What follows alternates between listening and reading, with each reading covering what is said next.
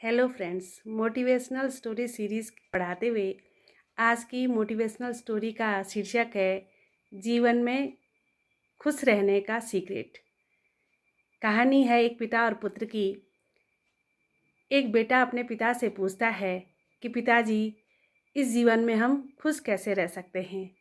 छोटी सी उम्र में बेटे का ऐसा प्रश्न सुनकर पिताजी कहते हैं कि बेटा, इस जीवन में खुश रहने का सीक्रेट क्या है, या इस जीवन में हम खुश कैसे रह सकते हैं, इसका उत्तर तुम्हें केवल एक ही व्यक्ति दे सकते हैं, और वह व्यक्ति उस पहाड़ी पर रहते हैं।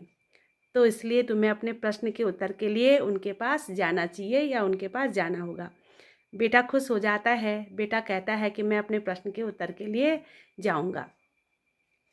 अगली सुबह 2-3 दिन का खाना पैक करके बेटा उस व्यक्ति के पास चलता है, और चलते चलते चलते चलते जब वो पहाड़ी पे पहुंचता है तो वहाँ वो जब जाता है तो देखता है कि बहुत सुंदर महल है। और किसी का पता पूछते हुए जब बच्चा आगे बढ़ता है तो कोई कहता है कि वह व्यक्ति अपने महल में बैठे हुए हैं और उनसे बहुत सारे लोग मिलने आ रखे हैं, तो तुम भी चले जाओ। बच्चा आगे बढ़ता है। बच्चा जैसे ही महल में पहुंचता है तो देखता है कि महल में अंदर बहुत सुंदर म्यूज़िक बज रहा था। खाने का तरह तरह के व्यंजन लगे हुए थे, और जिस व्यक्ति के से उसने मिलना था, जिसके पास कि खुश रहने का सीक्रेट क्या है, उसके इस प्रश्न का उत्तर था, तो वह बहुत सारे लोगों से घिरा हुआ था। सारे लोग अपनी अपनी प्रश्नों के उत्तर उस व्यक्ति से ले रहे थे, तो बच्चा भी फिर अपनी बारी का इंतज़ार करता वहीं बैठ जाता है। बच्चे को ये सारा माहौल बहुत सुंदर लग रहा था। कुछ समय के लिए तो वह ये भूल गया था कि मैं यहाँ क्या करने आया हूँ।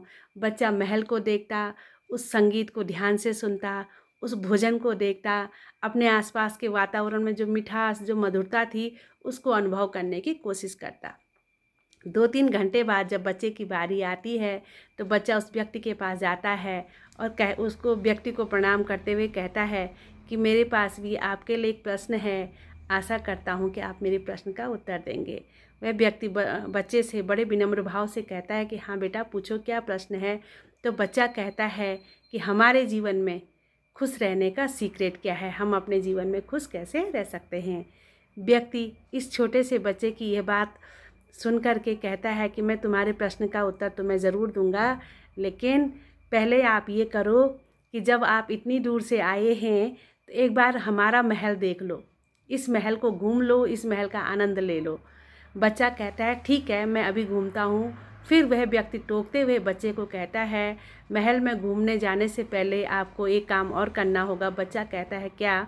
वह व्यक्ति बच्चे को एक चम्मच देता है और चम्मच में 2 बूंद तेल की डाल देता है, और कहता है कि जब आप यह महल घूमेंगे तो आपने यह ध्यान रखना है कि ये तेल गिरे ना, ये तेल कहीं भी गिरे ना। बच्चा कहता है ठीक है, और बच्चा पूरा महल घूमना शुरू कर देता है। पूरा महल घूमता है। जब बच्चा फिर वापस उस व्यक्ति के पास आता है और कहता है कि मैं पूरा महल घूम लिया। व्यक्ति कहता है कि तुम्हें हमारा महल कैसा लगा, क्या तुमने हमारा सुंदर बागान देखा, बागान में किस्म किस्म के फूल जो खिले हुए थे वो देखे, क्या तुमने हमारे महल की लाइब्रेरी देखी जहाँ की अलग अलग तरह की किताबें सजी हुई हैं, और क्या तुमने हमारे तरह तरह के जो व्यंजन जहाँ बने हुए हैं, हमारा रसोई घर देखा, हमारे इस महल का रसोई घर देखा। बच्चे ने कुछ नहीं देखा था। बच्चा केवल उस व्यक्ति की बातें सुन रहा था। उस व्यक्ति ने बोला कि क्या कैसा लगा तुम्हें हमारा महल। तो बच्चे ने अपना सीधा और सपाट जवाब दिया कि जब मैं महल घूम रहा था तो मुझे केवल ये ध्यान था कि जो आपने ये जो 2 बूंदें तेल की मुझे इस चम्मच में दी हैं वो गिरनी नहीं चाहिए, इसलिए मैं महल को ध्यान से नहीं देख पाया, ये सब चीज़ें मैंने नोटिस नहीं की।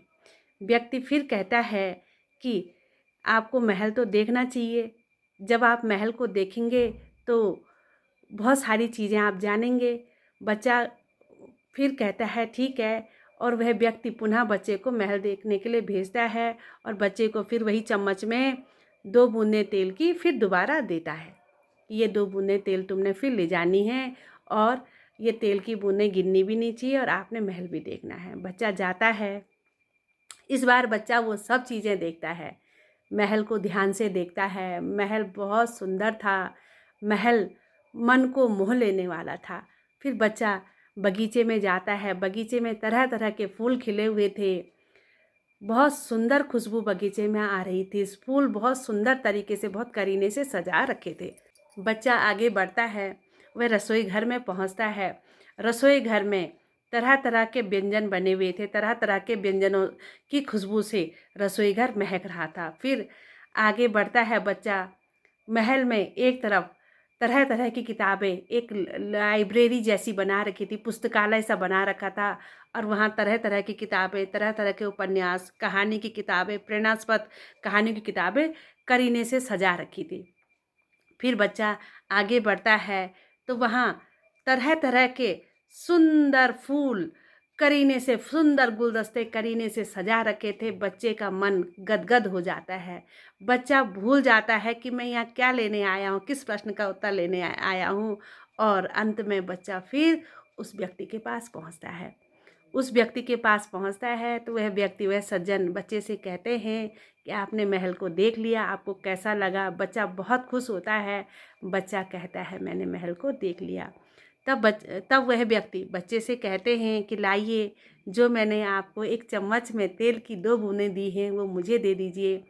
तो बच्चा कहता है कि जब मैं महल देख रहा था तो मैं भूल गया था कि मेरे पास एक चम्मच में तेल की 2 बूंदें भी हैं, और वो तेल की बूंदें मुझे लगता है मुझसे कहीं गिर गई हैं। व्यक्ति कहता है, वह सज्जन व्यक्ति कहता है, सीक्रेट ऑफ हैप्पीनेस हमारा इसमें है कि हम अपने जीवन में कभी भी अपनी जड़ों को ना भूलें। आप महल देखने में इतने मसरूफ़ हो गए, इतने खो गए कि आपने जो आपके पास रूट थी, जो आपका बेसिक था, तेल की 2 बूंदें उनको नहीं गिराना था, उनको भूल गए और आप अपने महल देखने में मस्त हो गए। आपने ये नहीं करना था। पहली बारी में आपने क्या किया कि केवल आपने 2 तेल की बूंदों का ही ध्यान रखा। तो ऐसा भी नहीं होता है। अपनी बेसिक को, अपनी रूट को ध्यान में रखते हुए हमने लाइफ को एंजॉय करना है। यही हमारे जीवन में खुश रहने का एक तरीका है। दोस्तों, कहानी आपकी और हमारे लिए प्रेरणास्पद। हम अपने बेसिक को, अपनी रूट्स को कभी ना भूलें, अपने शुरुआती दिनों को, अपने स्ट्रगल को कभी ना भूलें, अपनी जड़ों को कभी ना भूलें, क्योंकि जिन पेड़ों के जड़ें नहीं होती हैं वो पेड़ ग्रो भी नहीं करते हैं। और यही लाइफ में खुश रहने का भी एक तरीका है कि हम अपनी जड़ों को, हम अपने स्ट्रगल को, हम अपने शुरुआती दिनों को कभी ना भूलें, और उन दिनों को याद करते हुए अपने जीवन में निरंतर आगे बढ़ते रहें और अपने जीवन को जिए, अपने जीवन को खुशी के साथ जिए। इन्हीं शब्दों के साथ कीजिए अपने जीवन में कुछ ऐसा कि हर कोई करना चाहे आप जैसा। Thank you.